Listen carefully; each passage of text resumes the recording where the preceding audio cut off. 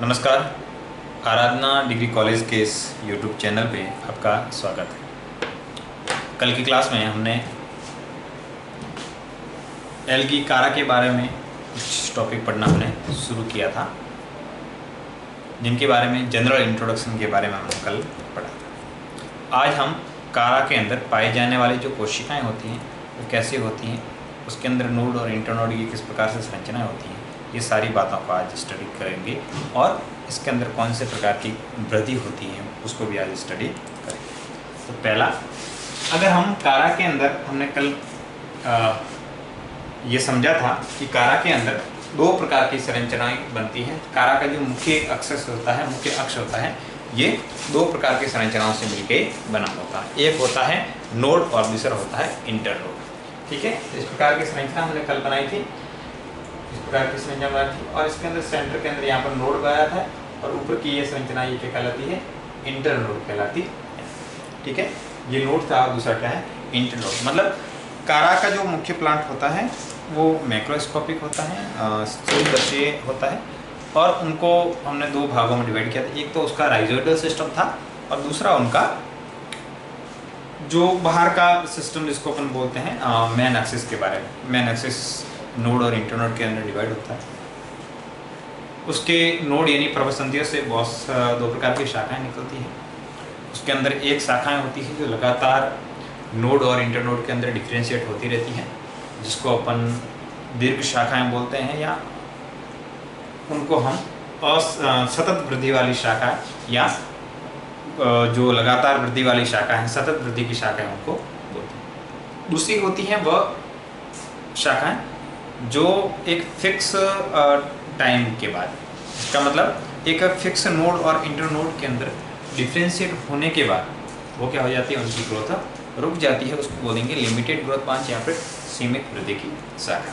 तो अगर हम तो वो भी क्या होती है, नोड और इंटरनोड के अंदर क्या होती है, डिफरेंशिएटर होती है। और जो सीमित वृद्धि की शाखाएं हैं उनके ऊपर से रिप्रोडक्टिव ऑर्गन का निर्माण होता है, और जो और सतत वृद्धि की शाखा हैं, जो कंटिन्यू ग्रोथ वाली शाखा हैं, उन वो कैसी होती हैं, फर्टाइल नेचर की नहीं होती, स्टेराइल नेचर की। अगर हम इंटरनल स्ट्रक्चर की बात करेंगे, अगर हम नोड की इंटरनल स्ट्रक्चर बात करेंगे, यानी प्रवसंधि की जो आंतरिक संरचना की बात करेंगे, तो ये प्रवसंधि की जो आंतरिक संरचना है ये केंद्रीय भाग में दो सेंट्रल सेल से बनी होती है। सेंट्रल पार्ट होता है, वहां पर सेंट्रल पार्ट के अंदर दो सेंट्रल सेल से बनी होती है, और ये दो सेंट्रल सेल है ये अनेक कॉर्टिकल सेल से घिरी रहती है। ये जो सेंट्रल सेल है वो अनेक कॉर्टिकल सेल से क्या रहती है, घिरी हुई रहती है। जैसे कि ये सेंट्रल सेल की बात करेंगे, जैसे इस प्रकार की संरचनाओं के द्वारा क्या रहती है, इस प्रकार से घिरी रहती है।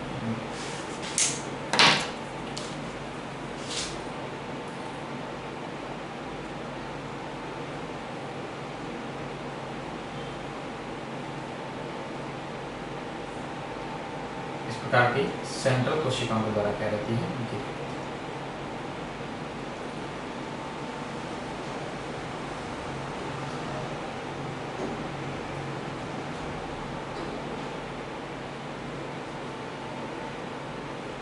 ठीक है, तो ये जो दो संरचना दिख रही हैं इसको बोलेंगे सेंट्रल सेल, सेंट्रल सेल, और ये इसको बोलेंगे कॉर्टिकल सेल। क्या बोलते हैं इसको, कॉर्टिकल सेल।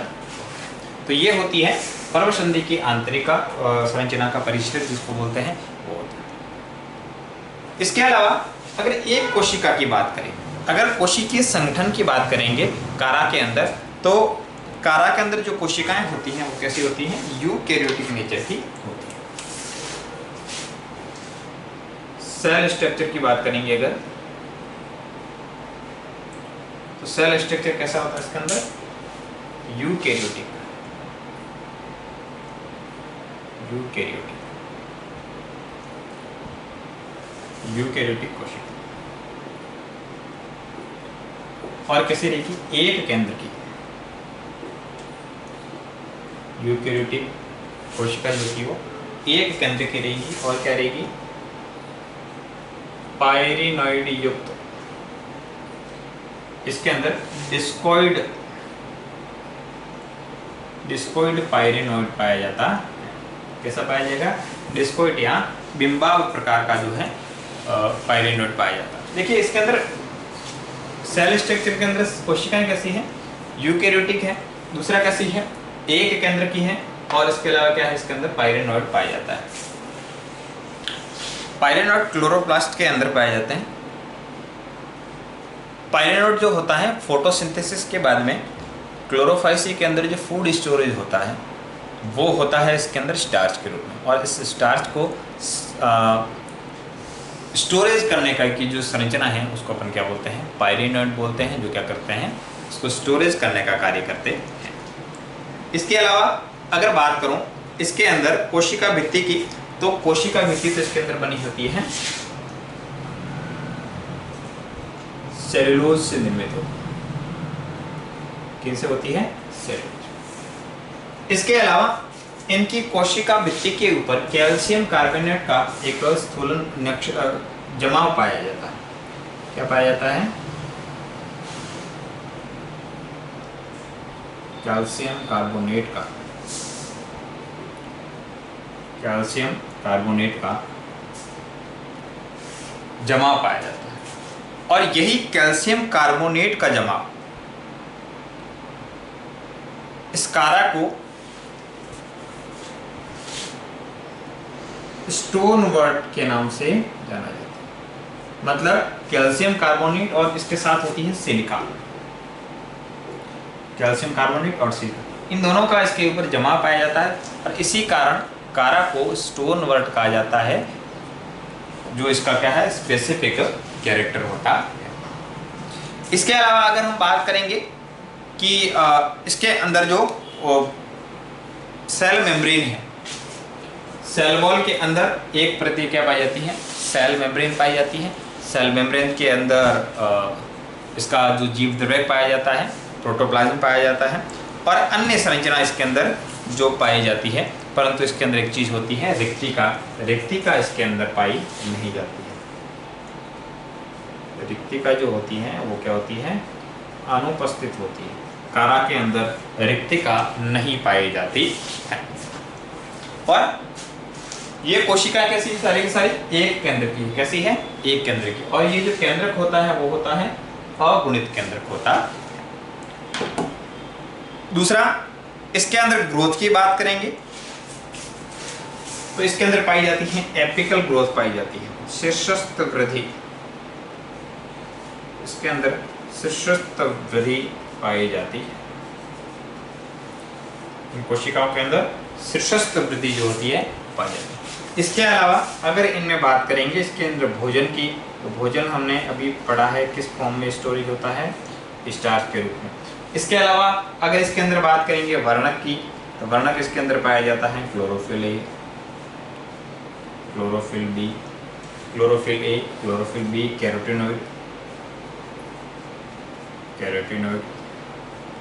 ये होते हैं, ये फोटोसिंथेटिकली पिगमेंट होते हैं जो क्लोरोप्लास्ट के अंदर पाए जाते हैं। तो ये सारे के सारे क्या है? फोटोसिंथेसिस करने का, और ये इसकी सेल स्ट्रक्चर की बात होती है। उसके बाद में अगर हम बात करेंगे इसके अंदर, तो इसके अंदर ग्रोथ किस प्रकार से होती है? जैसा कि हमने बोला है, इसके अंदर क्या पाई जाती है? एपिकल सेल ग्रोथ पाई जाती है। एपिकल सेल ग्रोथ कैसी होती है?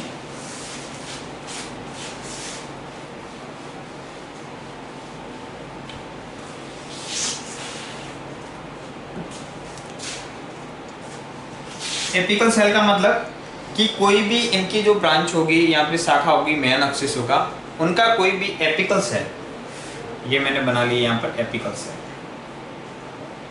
इसको नाम दे दिया अपन ने एपिकल सेल, शीर्षस्थ कोशिका, शीर्षस्थ कोशिका। और ये शीर्षस्थ कोशिका क्या करेगी? आगे विभाजन करके दो कोशिकाओं का क्या करती है? निर्माण करती है। एक आधार के अंदर रहेगी और दूसरी ऊपर की रहेगी। ऊपर की जो कोशिका है उसको अपन बोलेंगे एपिकल सेल।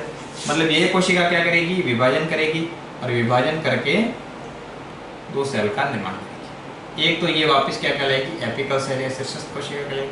और उसके आधार के अंदर यहाँ पर उपस्थित कोशिका, इसको बोलेंगे बेसल सेल या इसको बोलते हैं आधारीय कोशिका। तो क्या बोलते हैं, आधारीय कोशिका। और ये आधारीय कोशिका वापस क्या करती है, एक अनुप्रस्थ विभाजन करती है और उसके बाद में दो कोशिकाओं का निर्माण करती है। ये कोशिका क्या करेगी, आगे जाके वापस विभाजन करेगी, ये एपिकल सेल होगी। उसके बाद में ये सेल नहीं बनी, ये सेल नहीं बनी और नीचे कर बाकी अदर कोशिका। तो ये एपिकल सेल बना ली हमने। और एपिकल सेल के बाद में ये दो सेल हैं जो अभी बनी,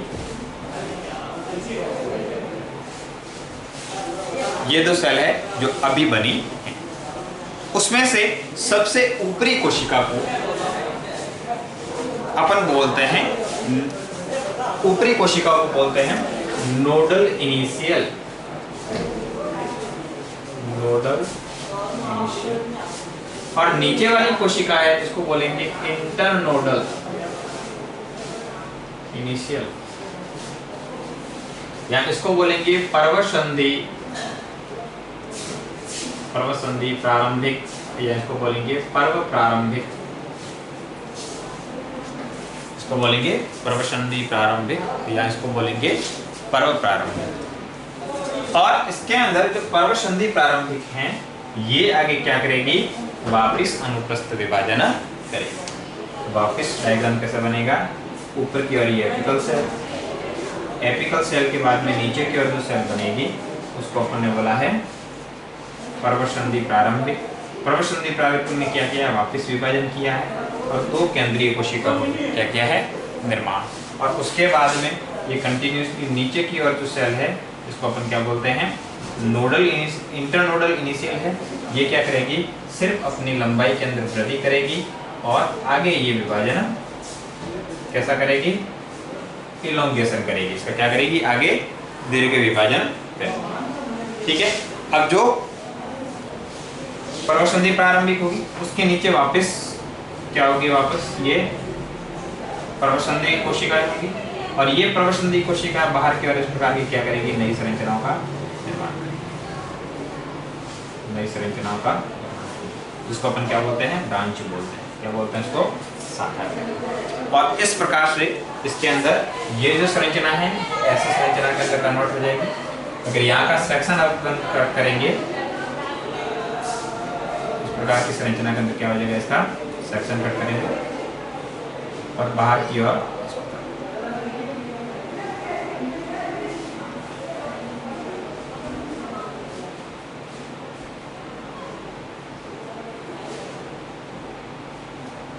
इस प्रकार का है जो पर्वसंधि कोशिका कहलाती है। और ये वाला रीजन है वो आपको सेक्शन कट करने पे इस प्रकार से दिखाई देगा। इसके अंदर सिर्फ और सिर्फ क्या होगी, एक सेंट्रल सेल होगी और बाकी कैसी होगी, पेरिफेरल सेल होगी। तो ये है पर्वसंधि की आंतरिक संरचना और दूसरी है ये पर्व की आंतरिक संरचना। ठीक है। तो ये होता है इसके अंदर एपिकल ग्रोथ। तो इस प्रकार की ग्रोथ है वो क्या कहलाती है, एपिकल सेल ग्रोथ कहलाती है। क्या कहलाती है, एपिकल सेल ग्रोथ कहलाती है। इसके अतिरिक्त अगर हम बात करेंगे कि इसके अंदर जो रिप्रोडक्शन होता है वो कौन कौन सी विधियों द्वारा होता है।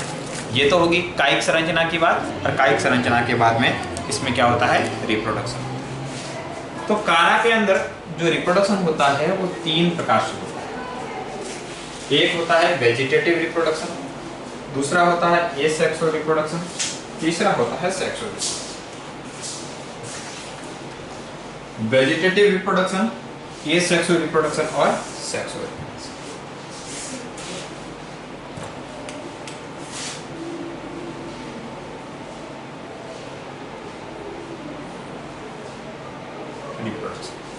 तीन टाइप का।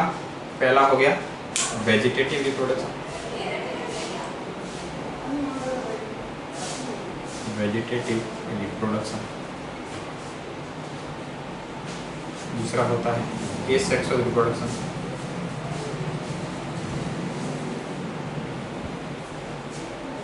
ये सेक्सुअल रिप्रोडक्शन, और तीसरा होता है इसके अंदर सेक्सुअल रिप्रोडक्शन।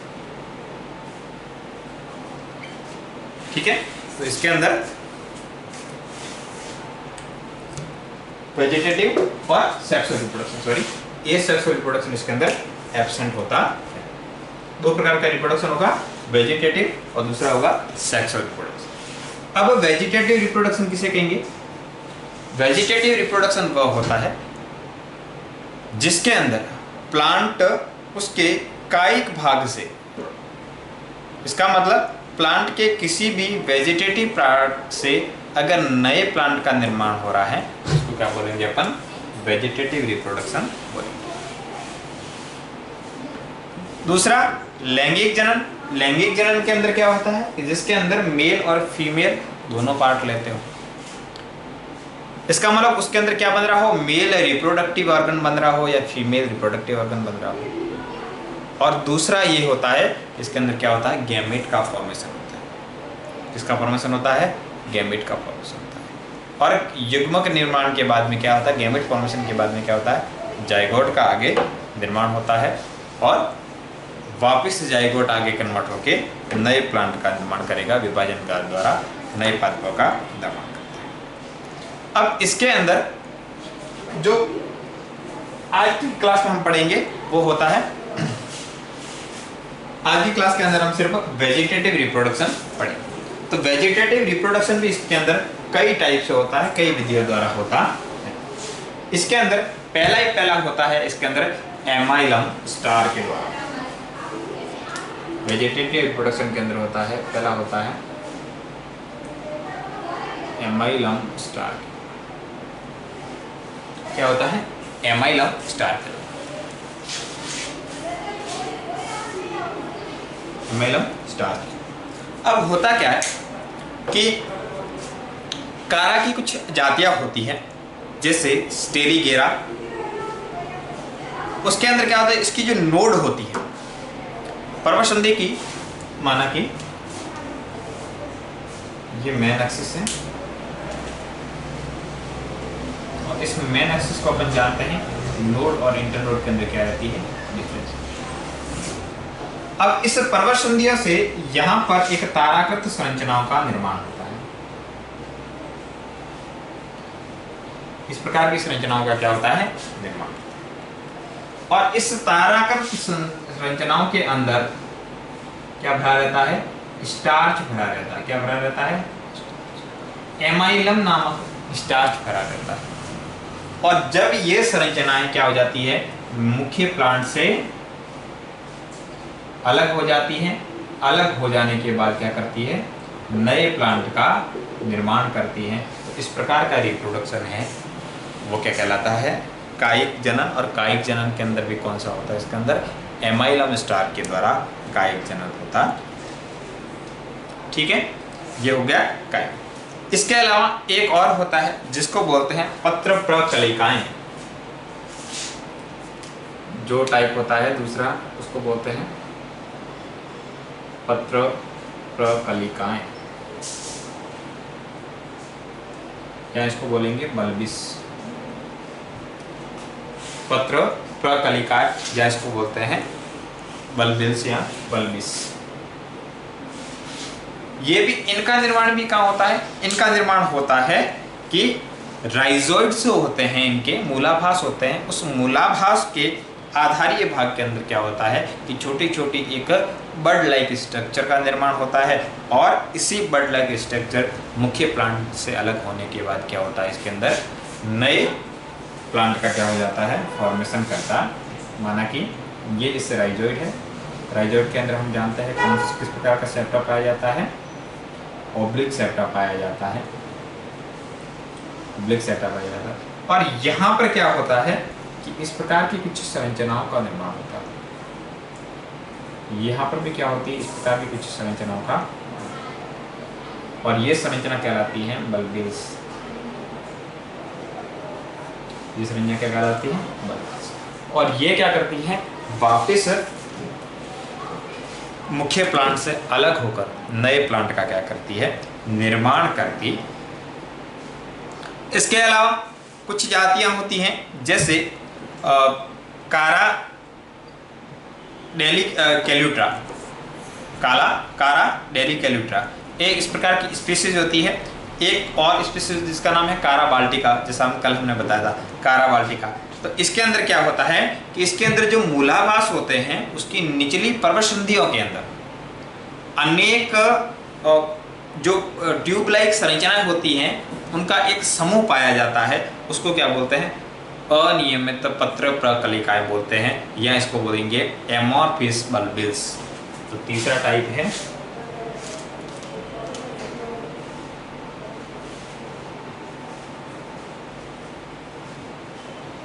एमॉर्फिस। ये क्या होता है कि सेम इसी टाइप होता है, परंतु इसमें देखिए ये इसका राइजोइड है, और राइजोइड के अंदर हम जानते हैं कि इसके अंदर क्या पाया जाता है? ऑब्लिक सेप्टा पाया जाता है। ऑब्लिक सेप्टा यहाँ से कुछ निर्माण होता है, यहाँ से भी कुछ निर्माण इस प्रकार की संरचना इसके अंदर। अब इसके आधारीय भाग के अंदर क्या होता है कि बहुत सारी रैंडमली इस प्रकार से क्या होती है? बल्बिस का निर्माण होता है।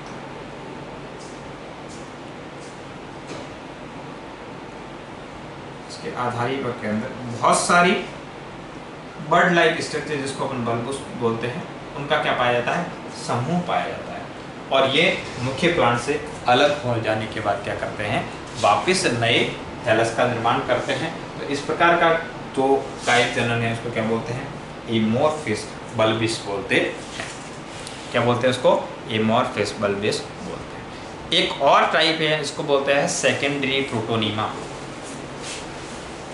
चौथा टाइप है इसके अंदर सेकेंडरी प्रोटोनीमा।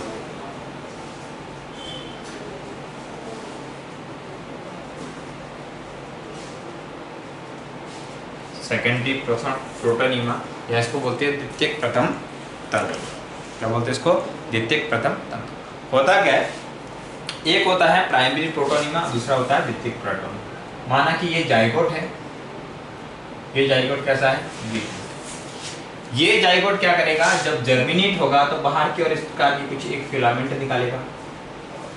इस जो जाइगोट से बनने वाला प्रथम जो फिलामेंट होता है, प्रथम तंतु होता है, उसको बोलते हैं प्राइमरी प्रोटोनीमा, या प्रथम तंतु। क्या बोलते हैं उसको? Primary protonema. दूसरा होता है एक सेकेंडरी प्रोटोनीमा। सेकेंडरी प्रोटोनीमा वो होता है कि जाइगोट के अलावा अन्य किसी भाग से अगर प्रथम तंतुओं का निर्माण होता है तो उसको क्या बोलेंगे? सेकेंडरी प्रोटोनीमा बोलेंगे। तो सेकेंडरी प्रोटोनीमा है, इनका निर्माण कहाँ होता है?